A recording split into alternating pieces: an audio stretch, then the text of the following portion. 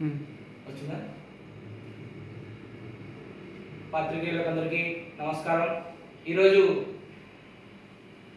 NDA కూటమి ప్రధానమంత్రి నరేంద్ర మోడీ ఆధ్వర్యంలో మూడోసారిగా ప్రభుత్వం ఏర్పడిన తరుణంలో ఆర్థిక మంత్రివర్యులు నిర్మలా సీతారామన్ గారి ఆధ్వర్యంలో ఈ బడ్జెట్ ప్రవేశపెట్టడం జరిగింది. ఒక తెలుగింటి బిడ్డ, తెలుగింటి గోడలు ఈరోజు దేశ ఆర్థిక శాఖ మంత్రివర్యులు నిర్మలా సీతారామన్ గారు బడ్జెట్ ప్రవేశపెట్టడం తెలుగు ప్రజలకు, మహిళలకు ఎంతో ప్రాధాన్యత లభించడం జరిగింది.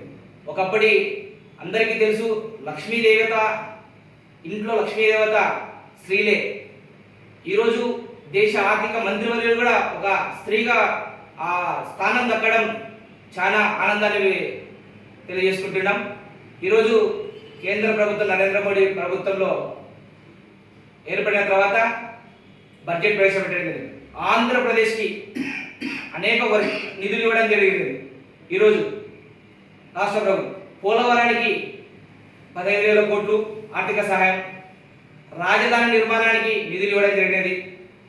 కర్నూలు టు బెంగళూరు ఇండస్ట్రీ హబ్గా ఈరోజు ఆంధ్రప్రదేశ్కు నిధులు ఇవ్వడం జరిగినది. అలాగే Orvakal to Dhone to Bengaluru road నిర్మాణానికి కేంద్ర ప్రభుత్వం నిధులు ఇవ్వడం జరిగినది. గత ఆగస్టు 2019 ఆగస్టు 19న ప్రధానమంత్రి నరేంద్ర మోడీ గారి ఆధ్వర్యంలో క్యాబినెట్లో సమావేశంలో ఓర్వకల్లు పాణ్యం అసెంబ్లీలో ఉన్న ఓర్వకల్ ఇండస్ట్రీ హబ్కి ప్రత్యేకమైన వెసులుబాటు కల్పించడం జరిగింది. అక్కడ పారిశ్రామిక అభివృద్ధి రంగానికి పెద్ద పీట వేయడం జరిగింది.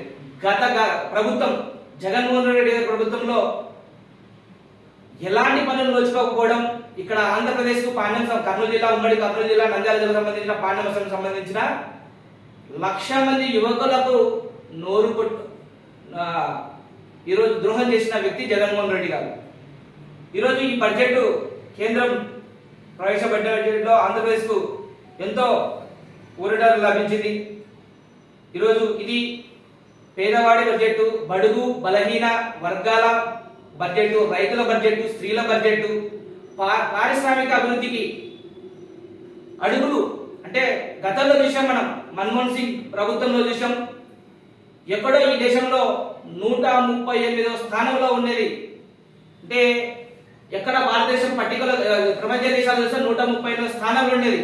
కానీ ప్రధానమంత్రి నరేంద్ర మోడీ గారు ప్రధానమంత్రి అయిన తర్వాత 10 సంవత్సరాలలో ఒక అద్భుతమైన మార్పు. ఎందుకంటే ఆయన అంచెలంచెలుగా 1 కాదు, 2 కాదు, 3 కాదు, 5వ స్థానం, 3వ స్థానం ఈరోజు నిలిచామంటే ప్రపంచమంతా ఈరోజు భారతదేశం ప్రధానమంత్రి నరేంద్ర మోడీ వైపు చూస్తుంది.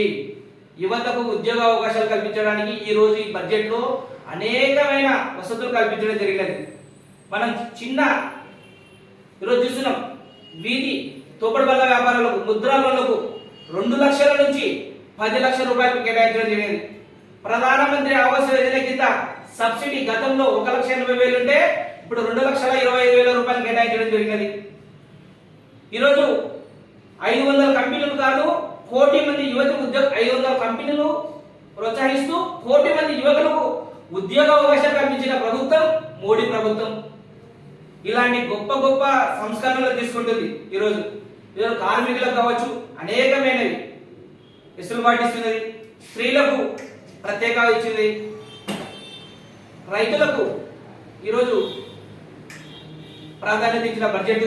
ఈ బడ్జెట్ దేశం అభివృద్ధి వైపు ప్రయాణించడానికి ఎంతో దోహదపడుతుందని చెప్తున్నాం. ఇప్పుడే మనం చూసాం, ఇందాకనే మన ఆంధ్రప్రదేశ్ ముఖ్యమంత్రి వర్యులు నారా చంద్రబాబు నాయుడు గారు అద్భుతమైన ఒక సందేశాన్ని ఇచ్చడం జరిగింది. ఆంధ్రప్రదేశ్ గత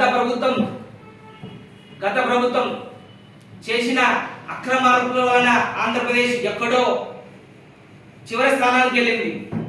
ముఖ్యమంత్రి గారు చెప్తూ, ఆంధ్రప్రదేశ్ ముఖ్యమంత్రి చంద్రబాబు నాయుడు గారు చెప్తూ, వెంటిలేటర్ల మీద బతికే ఆంధ్రప్రదేశ్ కి ఇప్పుడిప్పుడే ఆక్సిజన్ అందుతుంది. ఆ ఆక్సిజన్ అందించిన ఘనత నరేంద్ర మోడీని, నిర్మలా సీతారామన్ బడ్జెట్ అని చెప్పడం జరిగింది. ఈరోజు ఆంధ్రప్రదేశ్ ప్రజలు ఇవన్నీ గుర్తించి హర్షం వ్యక్తం చేస్తున్నారు. రాబోయే రోజుల్లో కూటమి ప్రభుత్వం అద్భుతంగా ముందుకు సాగుతుంది. ప్రజలకు ఎంతో భరోసా ఇచ్చారు. అటు మన నరేంద్ర మోడీ కావచ్చు, ఇటు చంద్రబాబు నాయుడు కావచ్చు, ఇటు జనసేన పవన్ కళ్యాణ్ గారు వారిని నమ్మి ప్రజలు ఈరోజు కూటమికి విజయం సాధించారు. కూటమి ద్వారా ప్రతి ఒక్క కేంద్ర ప్రభుత్వ పథకాలు ప్రతి ఇంటికి చేర్చేదాకా భారతీయ జనతా పార్టీ ప్రయత్నం చేస్తుందని చెప్పి తెలియజేస్తున్నారు.